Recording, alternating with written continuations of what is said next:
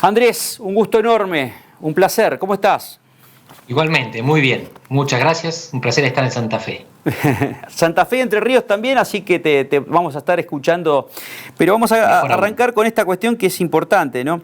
Hablas de que Alberto Fernández perdió su mérito por una cuestión de alejarse del centro. ¿Hoy ya no está más en el centro de la política Alberto Fernández?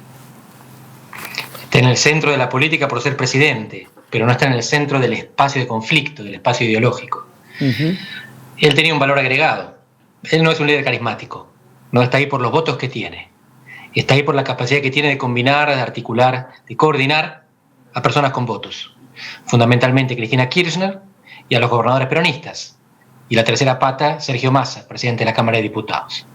La impresión que da es que a medida que los gobernadores se retraen, en parte por la crisis fiscal, en parte por deficiencias personales de liderazgo, Alberto Fernández fue quedando expuesto a un solo pilar de aquellos en los que se sostenía.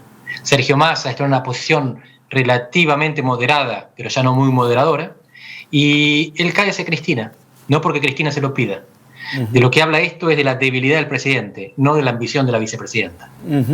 ¿Van surgiendo nuevos liderazgos en el medio de la pandemia con respecto a esto que estás marcando muy claramente, lo de Sergio Massa, lo de retomar, por ejemplo, lo que era el proyecto de la Liga de Gobernadores? A partir de la región centro podría llegar a ser, sumándolo a Uñac, que fue también, digamos, es un líder, digamos, con votos.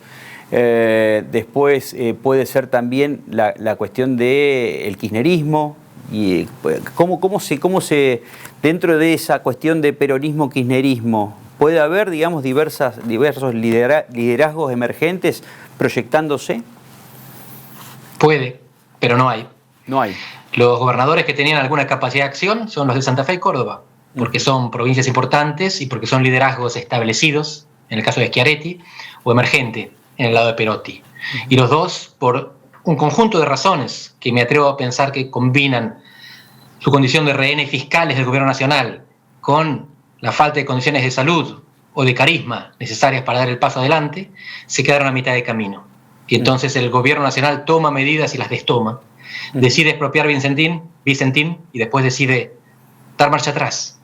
Y lo hace porque se choca contra la pared de la realidad, contra la gente en la calle, contra un juez en un pueblo. No contra los gobernadores, que no están ayudando a construir equilibrio, ni dentro del gobierno, ni entre el gobierno y la oposición. Se los nota más bien quedados a los gobernadores. Y lo interesante es que no es que Cristina Kirchner esté avanzando para ocupar espacios. El presidente los pierde solos. Su grupo de colaboradores, su gente dentro del gabinete, es aquella más criticada por los propios intendentes peronistas con los que uno habla. Son aquellos que ejecutan menos el presupuesto, aquellos que dan menos respuesta a las demandas de las bases. Y sorprendentemente estos intendentes y algunos gobernadores te pueden contar, si les preguntás, que hay ministros como Guado de Pedro, el de Interior, que es kirchnerista, el que mejor les responde. Hay un problema dentro del albertismo y es la incompetencia. ¿Qué definición? La cuestión de la geopolítica, ¿cuánto influye en la región, pero sobre todo en Argentina? Teniendo en cuenta, sobre todo, hay una definición tuya que, palabras más, palabras menos, es muy interesante para el análisis, que no es que existe la grieta, la grieta no es potestad exclusivamente de la Argentina. Nosotros pensamos que existe exclusivamente en la Argentina. Existe, digamos, con Bolsonaro y el resto, en Brasil, existe, digamos, también en alguna medida, digamos, en Ecuador, o sea, dentro de la región, y ni que hablar en Estados Unidos, por ejemplo, ni que hablar en Europa, ¿no? Con algunas salidas, digamos, de extrema derecha o extrema izquierda, ¿no? Así es. La grieta es la forma que está asumiendo la democracia occidental.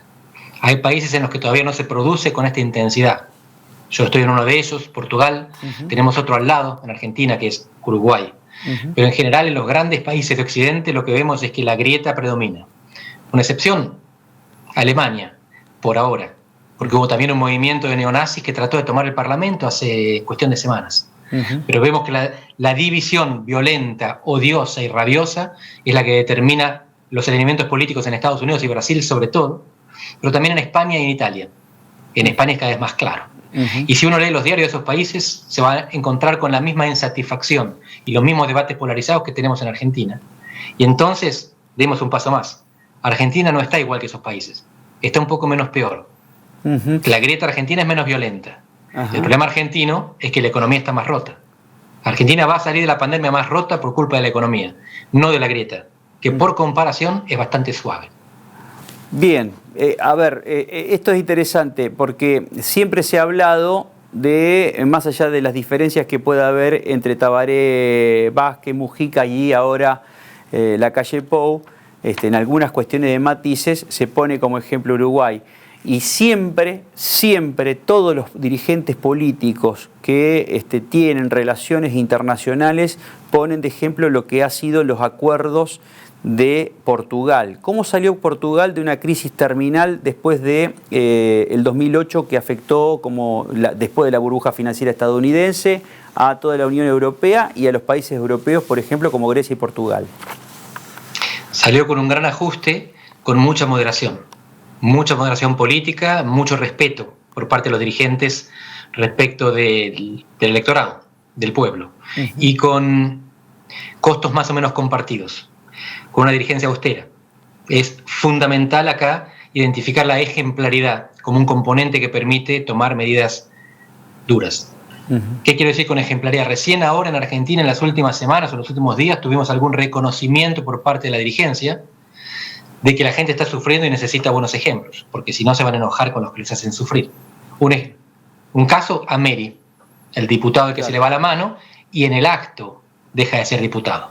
Presenta la renuncia, se la acepta, en el día siguiente no es más diputado.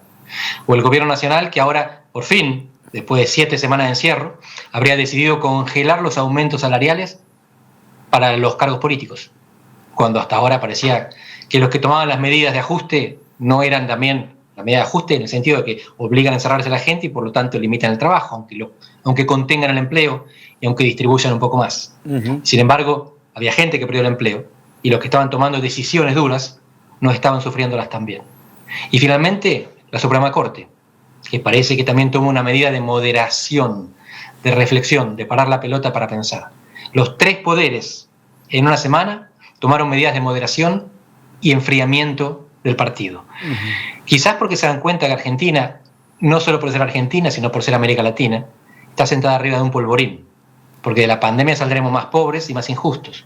Y ya veníamos de la era de la rabia, ya veníamos con Chile incendiado, con Ecuador cambiado de capital, ya no se podía gobernar en Quito, había tenido que retirarse el gobierno a otra ciudad, con Bolivia destituida, el presidente Evo Morales ya no estaba en el poder. Años atrás le había pasado a Dilma Rousseff. Así que estamos en un torbellino en América del Sur. Y Argentina por ahora parecía tranquila porque tenía elecciones que la calmaban. Pero no hay elecciones por 1 año y medio más. Así que mientras tanto hay que tomar otras medidas. Medidas de redistribución, medidas de moderación, medidas de reparación. ¿En Argentina puede haber algún esbozo de salida por derecha, pero derecha has visto, digamos, seguramente te ha llegado el video de Bernie, el ministro de Seguridad de la provincia de Buenos Aires, entrenando como si fuera una especie de Rocky Rambo, un mes antes, digamos, de que haya una especie de acuartelamiento policial. En una medida poco ortodoxa, dijo directamente Alberto Fernández, vamos a sacarle un 1%, digamos, de la coparticipación a Capital Federal y vamos a darle a Provincia de Buenos Aires porque lo necesita en materia de seguridad para recomponer salarios de los policías. Eso fue una paritaria y a mí me da la impresión, digamos, que mucho tuvo que ver el efecto Bernie. ¿Puede haber un esbozo de peronismo de ultraderecha donde él mismo se autodefine como yo soy el representante del peronismo de derecha? Ya lo hay. Bernie está gobernando. Es uno de los 2 ministros cristinistas de la provincia de Buenos Aires. Para, porque no quiero fantinear, como se dice, no quiero convertirme en fantino, pero quiero detenerme un poco en esto. Dale, ¿Bernie está gobernando? Claro que sí. Bernie es el jefe directo de 90.000 policías. La policía bonaerense tiene 90.000 efectivos. Las Fuerzas Armadas Argentinas tienen 70.000. Hay más policías bonaerenses que militares argentinos. Y el jefe de esa policía es Sergio Berni, que está puesto ahí por Cristina Kirchner, que es la jefa directa de él y del gobernador, Kicillof. Y no estoy descubriendo nada, porque Bernie fue secretario de Seguridad de Cristina Kirchner, cuando en realidad ejercía como ministro, porque la ministra tenía un deslucido papel. Así que Bernie está gobernando desde hace mucho tiempo en Argentina. Ahora es no es que una la derecha contradicción va a llegar por sorpresa. Ahora es una contradicción en sí mismo, digamos, decir, bueno, yo soy el peronismo de derecha, pero mi jefa política y quien me banca los trapos es Cristina Fernández, que a priori era un peronismo de centroizquierda o de izquierda. Bueno, parece que en Argentina los conceptos de izquierda y derecha son secundarios respecto a la división principal, que es peronismo, no peronismo. Pero esto es así hace 75 años, no estamos descubriendo nada. Dentro del peronismo hay un rango amplio que va de la derecha importante a la izquierda importante. Y dentro del no peronismo el rango es menos amplio, pero también contiene izquierdas y derechas. En Argentina la izquierda y la derecha no ordena la política. Lo que ordena la política es la división entre peronismo y no peronismo. Y hoy, ¿quién tiene mayor caudal de aceptación en medio de la pandemia? ¿Pensás que los que gobiernan se llevan la peor parte? Eso es interesante porque los que gobiernan en un país federal no son todos del mismo partido. Gobierna Alberto Fernández, que es peronista, y gobierna Rodríguez Larreta, que es Juntos por el Cambio. Y lo que vemos es que hoy son los dirigentes que están mejor rankeados. Con una diferencia, y es que Larreta tiene menos negativas. Alberto Fernández está un poco arriba en las positivas que Larreta, pero la brecha, el balance, el saldo a favor es superior de Larreta y en todo el país. De todas maneras, lo importante es esto. Esos son los dos que están mejor. La gente les reconoce la responsabilidad, les agradece hasta ahora la respuesta, pero está empezando a cambiar, está siendo dinámica. La misma medida que tuvo mucho éxito al principio, la cuarentena, tiene mucho menos éxito al final. Lo cual no es tan paradójico, es lo que acontece con los rendimientos decrecientes. Cuando uno tiene mucha hambre, come una pizza y le gusta.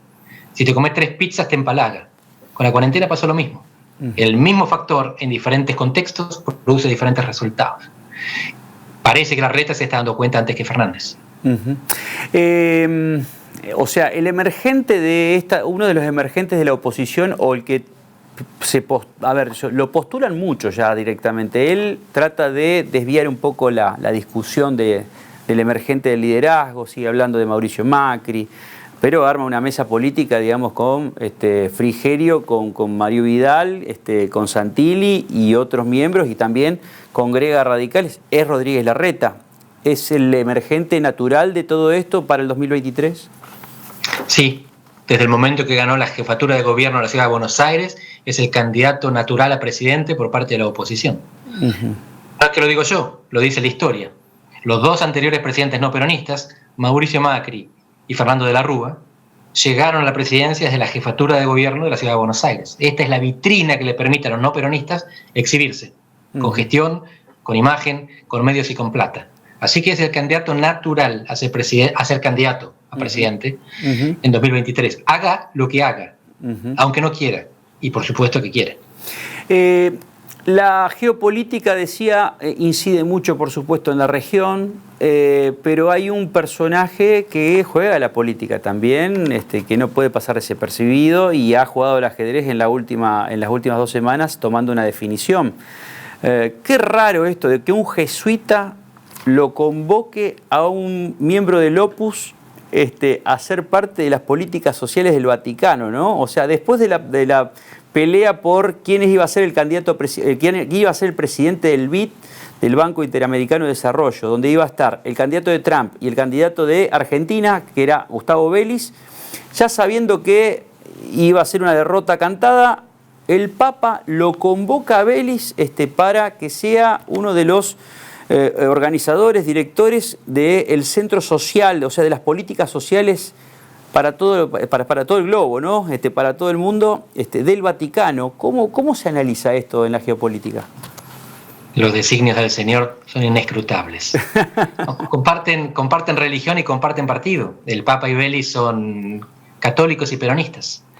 Y el Papa tiene, probablemente, no lo conozco en persona, una inclinación especial hacia Argentina y favorece la estabilidad política de los que le gustan, de su partido, y de los que no le gustan, porque tampoco contribuyó al deterioro de Macri, aunque era obvio que no le simpatizaba. En este caso lo que estamos viendo es la continuación de lo que había hecho el Papa con el gobierno de Cristina anterior. Hay una relación acá que es muy profunda y que quizás exceda la estrategia. Esto quizás sea sentimiento también. Sentimiento, ajá.